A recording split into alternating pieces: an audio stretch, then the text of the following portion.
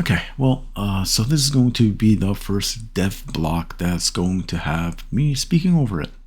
I'm trying to get this game released. Is getting a lot closer. I don't know exactly when that will be. It will of course take a bit more time, but it's getting closer. Systems they're already pretty much built. There's just a lot of content that needs to be added.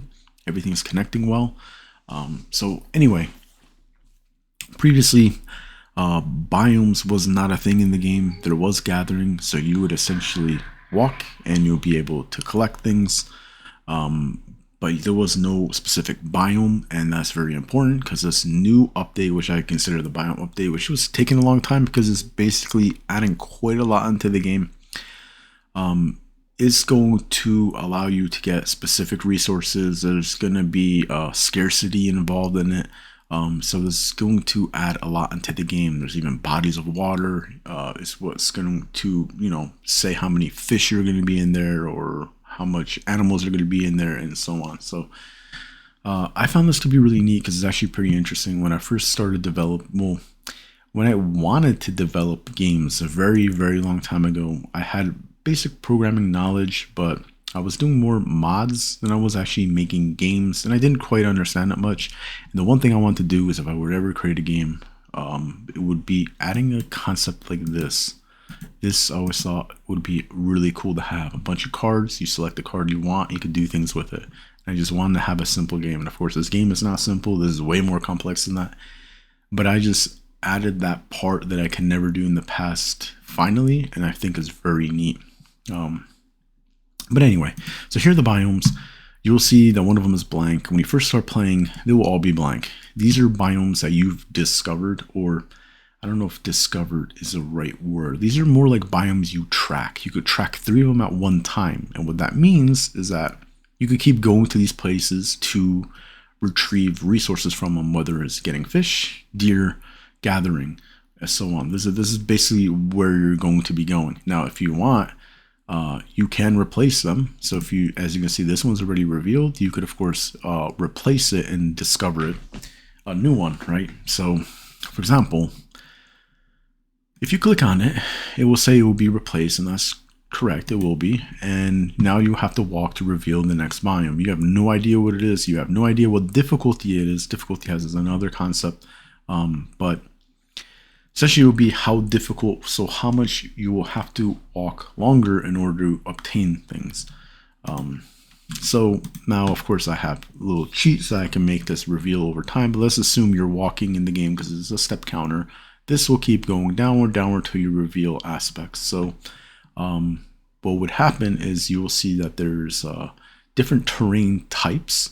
Water could be also part of it as well, and based off of them, they have their own difficulty. And this is always going to be the average, and that average difficulty is going to be used a lot for any of the type of actions you do on that biome. Now, for example, if you have a biome that's a forest, every forest biome is not the same. They will have different amount of resources in it, different amount of materials, different amount of deer, not deer, but animals, fish, all that kind of stuff. It will be different. There might be water on it, there might not be. There might be a different type of body of water, there might not be. As you can see, the deers are also moving. Well, not deer, but the icon reference for animals, they're deer. So they're moving around even. So I added little cool animations like that, but this game is for the most part GUI based. Because I think that I could actually make a very complex game yet simplistic to make it still fun. I don't want you to memorize every feature and every aspect of the game. And the thing is, you will never be able to figure out, while you may know the formulas, it will still be very difficult to min-max it, I guess you could say. And that's intentional. That's what I'm trying to do. There will be randomness in it. There'll be things going on, but you can make better decisions if you know what you're doing and how to. And the idea is you need to survive, so you got to prepare yourself for everything you do. And if you don't have to, but it will punish you. You can't lose in this game. But aside from that, kind of steering off of kind of more about the game, but let me just show you more of how this works. So yeah, let's say continue discovering it. And by the way, you could always exit out of the game, go back in, pick up where you started from. You don't have to do this in one sitting, but you have an idea of how many steps it takes to get a biome. And I understand that might get kind of tedious. It might be a little bit of a waste of time, I guess you could think, or what do they call it, grind. But that's kind of intentional. I want you to walk. As part of the game, right? If you're not really doing anything, this is a step counter game. So if you're not doing that, then what is the point, right? If you only take like 10 steps and you discover something, well, it doesn't really have much meaning into it. But anyway, so yeah, you go through it, start seeing the difficulty goes up and down. And for this one, this is an ocean. So now you can see there's an ocean on this biome map. You still don't know what that biome is. It will discover once you do it, but it's showing this ocean. You can see the fishes swimming around in it. All this is providing you information of how many researchers are on here. It doesn't mean there's only one. It means that there's, based off the max of that biome, this is how much is revealed in it. So it could be less. Every biome has a min and max of the resource that it could have.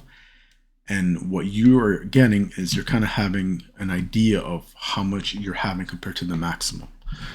Again, confusing, I get it, but essentially, if this is low, you're not going to have a lot of animals. If this is like high, you probably going to have a lot more fish and resources than you think. So, as an idea. And again, that is the point of the game. People who want to go deep into it can. If you don't want to, you do not have to. That is intentional. And yeah. So this is revealed. Now we'll see what it is. It's default because default's not really a biome, but it is currently because, of course, I'm still developing it. And yeah, so that's the biome that you got revealed. Now you can get resources from it. You could get deer from it. You can go fishing from it. And yeah, it also has conditions, so it tells you the average difficulty of that terrain, and it tells you how many steps you need to make in order to obtain water. And that is very important because part of this game, yeah, you're going to have to be collecting water. This is just an idea of how it looks, but yeah, it's pretty neat. I like the way that it moves around and everything. This is like really cool to see what I wanted to do in the past when I couldn't do it could actually be done now by me. So yeah, and I'll continue showing you more information about the game and things that are to come.